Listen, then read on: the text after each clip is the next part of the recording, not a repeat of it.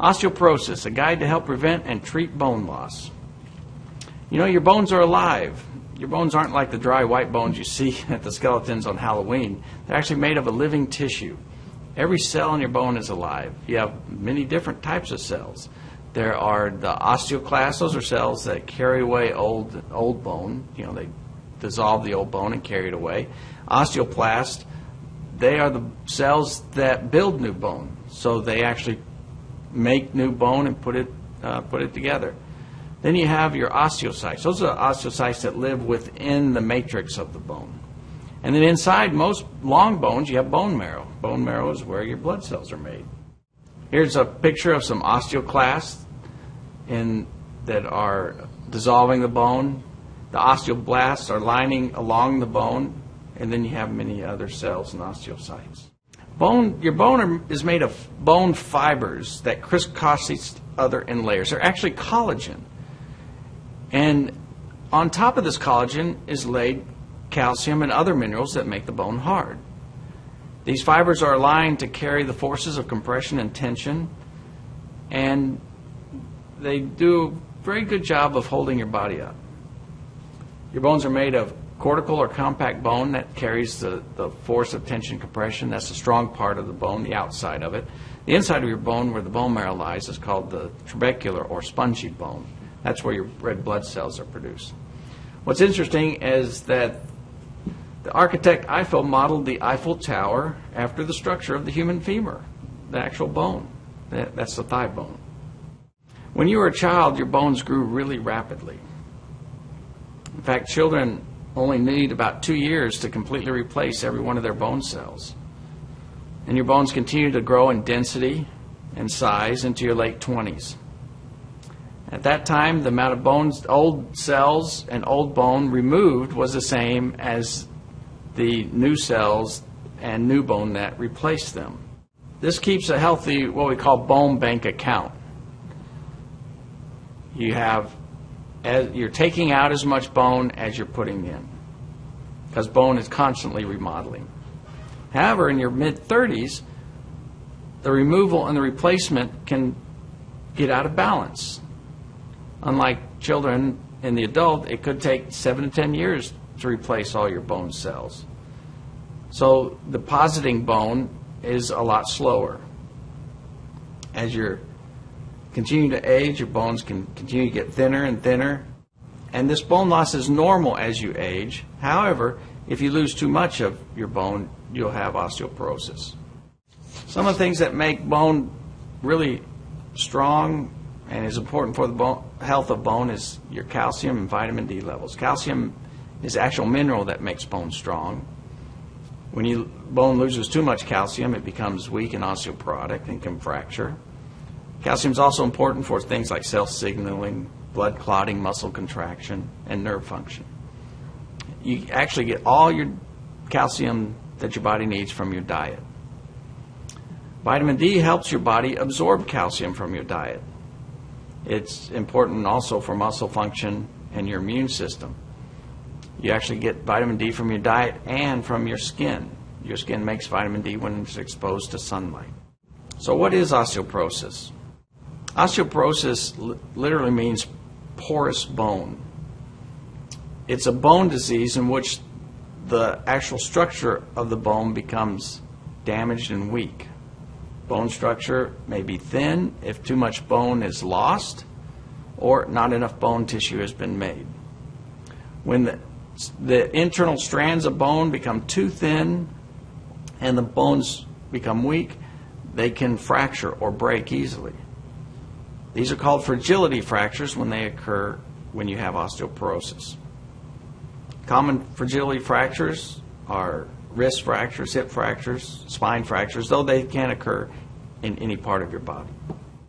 Here's a picture of normal bone versus osteoporotic bone. You can see in the normal bone how the bone is strong and thick, whereas in osteoporotic bone, the pieces of bone are very thin, leading to fracture. There are many factors that affect bone health and osteoporosis. Age, as you get older, you have a greater risk of developing osteoporosis because you could be losing more bone. Race, if you're white or of Asian descent, you're at greater risk for developing osteoporosis. Gender, 1 out of 2 women and 1 out of 4 men will develop osteoporosis, so it's more common in women. Family history, if someone in your family has had osteoporosis or a fragility fracture, then there's a better chance that you're going to develop osteoporosis. Lifestyle, an inactive lifestyle, or one without exercise, or with lots of, or without any activity, increases the chance of developing osteoporosis. A diet, when your diet is low in calcium or vitamin D, that can affect your bone health. And the smaller frame you have, the greater the risk because you have less bone to start with. Certain medical conditions such as type 1 diabetes, rheumatoid arthritis, inflammatory bowel disease can increase your risk of osteoporosis. So can smoking. And sex hormones play a major role in bone development and maintenance. Estrogen in women and testosterone in men are very important for bone health. Eating disorders such as anorexia, bulimia can lead to decreased calcium and vitamin D, causing osteoporosis. 2 million bone breaks or fragility fractures occur each year due to osteoporosis. This is about 1 every 15 seconds. 29% of them occur in men, 14% of them occur in non-whites. The most common is the vertebral fracture, followed by the wrist fracture, and then the hip, and then the pelvis. The humerus, or the arm bone, the shoulder, the clavicle, finger bones, leg bones, they all contribute the remaining 33%. 52 million Americans are affected by osteoporosis. 50% of the women and 25% of the men over the age of 50 will break a bone due to osteoporosis in their lifetime. Every year, nearly 300,000 people break their hip of the 2 million fractures that occur.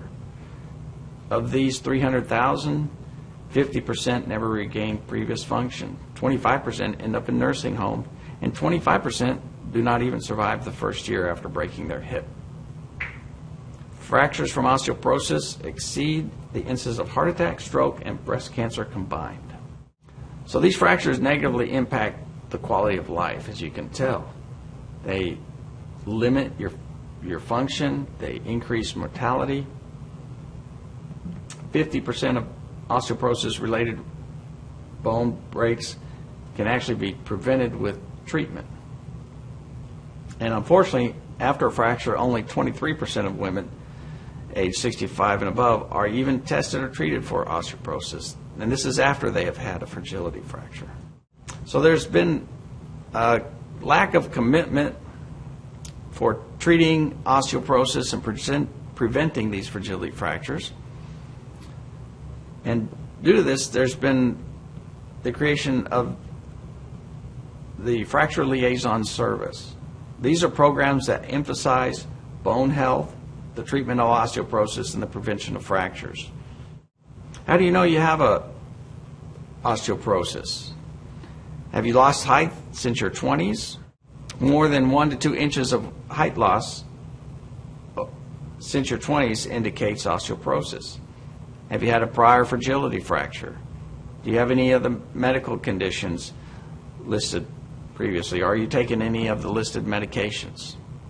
If any of these apply to you, you should follow up with your primary care provider. Well, how do you treat osteoporosis? To understand your current bone health, your provider will use the combination of the following methods.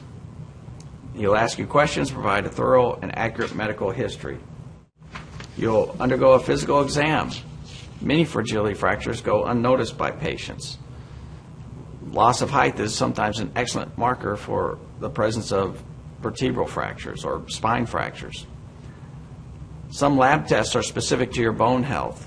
You'll see if your medical record will be checked to see if you've had any of these tests. If not, then lab tests would be in order. X-rays can determine if you've had any fractures of the spine, and a bone density scan helps to confirm the diagnosis of osteoporosis and document the severity of bone loss. DEXA stands for Dual Energy X-ray Absorptiometry. It helps confirm the diagnosis of osteoporosis. It documents the severity of the bone loss. It's a simple, quick, non-invasive study that involves little radiation. Osteoporosis is treated with a number of different medications. First ones are calcium and vitamin D. Nutrition and osteoporosis are closely linked. Calcium is a key building block for your bones, while vitamin D allows your body to absorb the calcium.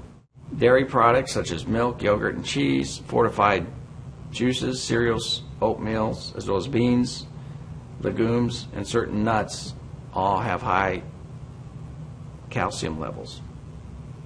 For vitamin D, fish such as salmon, tuna, and herring, as well as milk and yogurt, contain vitamin D, and getting daily exposure to sunshine can also increase your vitamin D levels. Medications may be prescribed if you have osteoporosis. There are two classes. One is the anti-resorptive medication. They help prevent bone loss. These include the biphosphonates, calcium, estrogen-like drugs. The anabolic drugs increase the rate of bone formation, so actually add bone. And these include the teriparatides. Another treatment for osteoporosis is activity and exercise. Activity is very important for good bone health. You may be referred to a physical therapist who can help with strengthening exercises to increase the strength of your bones, as well as to put you on a balanced program to help prevent any falls. So advice and safety tips. Family and friends can help in many ways. They can become more knowledgeable about osteoporosis. Hereditary is one of the risk factors. You have a family history of osteoporosis, then it's important that you get evaluated. Keeping your area clear of clutter, whether it's in your home, indoors, or around your home out in the outdoors, helps to prevent any falls. Use a cane or walker and watch out for slippery surfaces. You can also turn on lights or invest in night lights, which would help. Long-term effects of osteoporosis is important in the United States because more than 2 million people suffer a fragility fracture each year.